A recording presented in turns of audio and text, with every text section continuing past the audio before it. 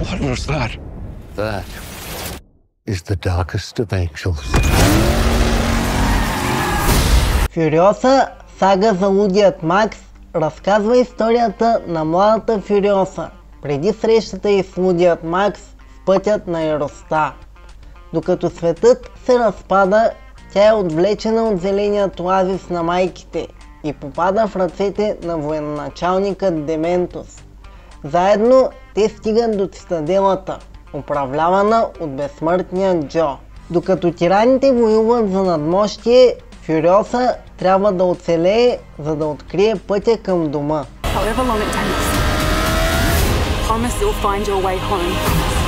Филмът е разделен на 5 глави, като започва от ранните детски години на Фюриоса, като лентата ни запознава с родното място на героинята и нейното семейство, а именно майка й.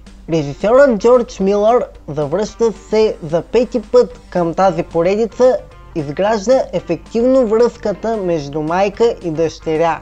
И точно тя е в основата на историята във филма.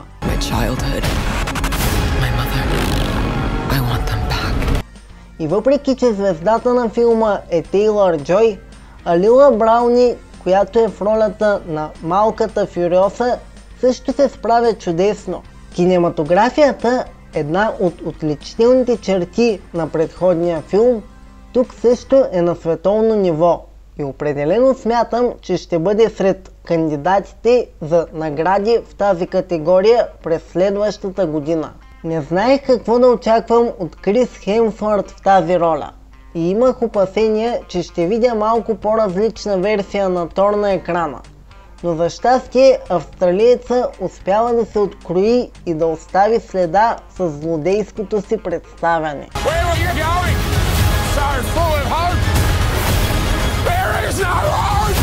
Бих казал, че същото се отнася и за Аня Тейлър Джой, която успява да излезе от сянката на Шарлиз Терон и да покаже своята версия на една от съвременните екшън икони в киното. А ако искате да разберете кой филм е накарал Джордж Милър да избере нея за главната роля, натиснете картата в горния десен ъгъл на екрана. Нещото, което най-ми хареса в представянето на Тейлър Джой, освен изразителният ти поглед, бе липсата на опит у героинята, който се забелязваше от време на време в по-напечените ситуации. Нещо, което добави слой реализъм. Въпреки, че практическите ефекти и каскади са налични и в този филм, особено в една 15-минутна гонка, и някак не са толкова впечатляващи, колкото бяха в Fury Road. Не са толкова начесто и има няколко отрязъка от лентата, в които героите само си говорят и се разбират какво и как ще направят. Без никакъв екшън. И точно там за мен темпото се позагуби. От 5 глави, на които е разделена историята, определено първата, четвъртата и петата ми допаднаха повече от останалите. Точно заради споделените преди малко причини.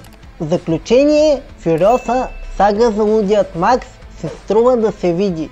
Има готин екшън и интересна история, макар и на моменти да забавя темпото. Моята оценка за филма е 7 от 10. Вие гледахте ли вече филма? Какво е мнението ви? Този по-добър ли от предходния? Споделете ми в коментарите, ударете по един лайк и се абонирайте с камбанката, за да не пропуснете новото съдържание. Аз съм Симеон, това е Cinema Town и до следващия път. Чао!